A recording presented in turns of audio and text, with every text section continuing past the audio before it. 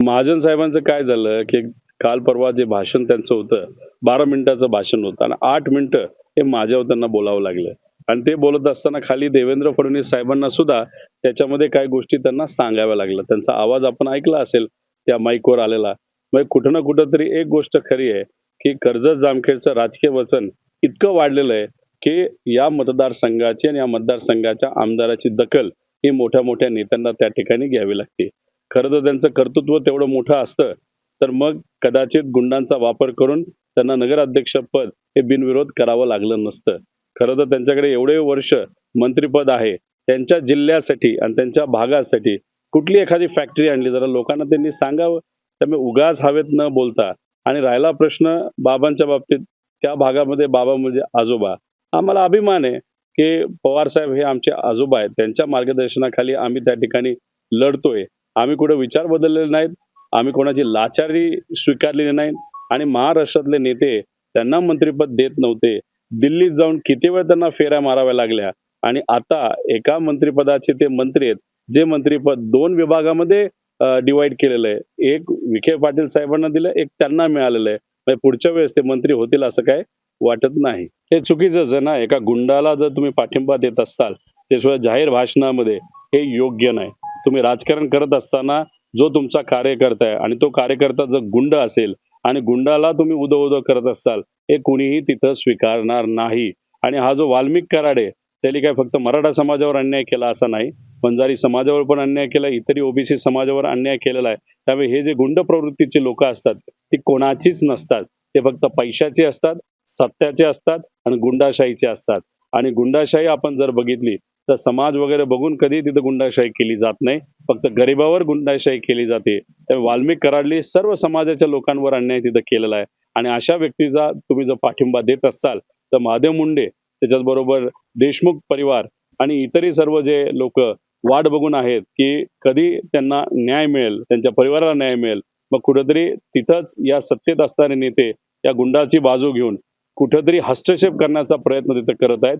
या गोष्टीची नोंद कोर्टाने सुद्धा घ्यावी. सामनेरमध्ये आपण जर बघितलं, जिथं महाजन साहेब जे भाजपचे मोठे नेते आहेत, यांनी तर गुंडांचा वापर करून, दडपशाही करून, पैशाचा वापर करून नगराध्यक्षालाच तिथं बिनविरोध केलं. आणि कदाचित असं कळतं, की त्यांच्या घरच्यातल्याच कोणातरी व्यक्तीला तिथं नगर परिषदेचे अध्यक्ष बनवलेलं आहे. आणि हे फक्त तिथंच घडलं असं नाही, बऱ्याच ठिकाणी घडलेलं आहे. आणि त्याच्यात भाजपच्याच नेत्यांचे नातेवाईक व त्यांचे कार्यकर्ते हे बिनविरोध होताना आपण सर्वजण बघू शकतो. त्यामुळे सत्तेचा माज इतका डोक्यात त्यांच्या गेलेला आहे. लोकशाहीला किंमत न देत, गुंडांचा आणि पैशाचा वापर करत, लोकांना मुद्दामून पुढे जर उमेदवार असेल तर त्याला खाली बसवलं जातं. हे फार चुकीचं आहे. त्यामुळे अशा गोष्टी जर होत असेल तर लोकशाहीला फार घातक आहे. 100% घोळ झालेला आहे. याच्या आधी आम्ही म्हणत होतो, नंतर एकनाथ शिंदे साहेबांचे आमदार आणि नेते बोलायला लागले. नंतर अजितदादांचे आमदार आणि नेते बोलायला लागले आणि आता भाजपचेच बोलायला लागलेले आहेत. याच्या आधी सुद्धा नवी मुंबईमध्ये असणाऱ्या ज्या भाजपच्या आमदार आहेत, त्यांनी सुद्धा या बाबतीत काहीतरी वक्तव्य केलं होतं. त्यामुळे आता सगळ्यांनाच कळलेलं आहे, की गडबड तर नक्कीच तिथं झालेली आहे. जामखेड नगर परिषदेमध्ये आज आपण बघितलं तर 32,000 मतदार आहेत. पण त्यातले 3,500 ते 4,000 हे दुबार नावाचे आलेले आहेत. त्यामुळे इथं आपण हा रेशो जर बघितला, तर 20-22% पुढे तिथं जातो. त्यामुळे एवढा मोठा घोटाळा जर असेल, तर नक्कीच काही ना काहीतरी गडबड तिथे होते. पण आम्ही डोळ्यात तेल घालून कार्यकर्त्याची ही जी निवडणूक आहे, ती त्या ठिकाणी लढणार आहे. कुठेही चुकीच्या गोष्टी घडून देणार नाही. आणि मी स्वतः मतदारसंघामध्ये जेव्हा मतदान होणार आहे, तिथं उपस्थित राहून जर काय चुकीचं घडलं, तेव्हा मात्र त्या ठिकाणी इलेक्शन कमिशनलाही सोडणार नाही आणि सत्तेतल्या नेत्यांना सुद्धा आम्ही सोडणार नाही. होत असेल तर चांगली गोष्ट आहे. आम्ही काही त्याचा विरोध करणार नाही. किती उंच ध्वज येतो त्या ठिकाणी बघावं लागेल. त्या जगातला सगळ्यात उंच भगवा हा जर कुठं असेल, तो या कर्जत जामखेड मतदारसंघामध्ये जामखेड तालुक्यामध्ये असणाऱ्या खर्डा या गावामध्ये आहे. त्याच्यापेक्षा उंच असेल तर अभिमानाची गोष्ट आहे. लहान असला तरी भगव्याला महत्त्व आहे. भगवा म्हणजे समता, एकता, बंधुभाव.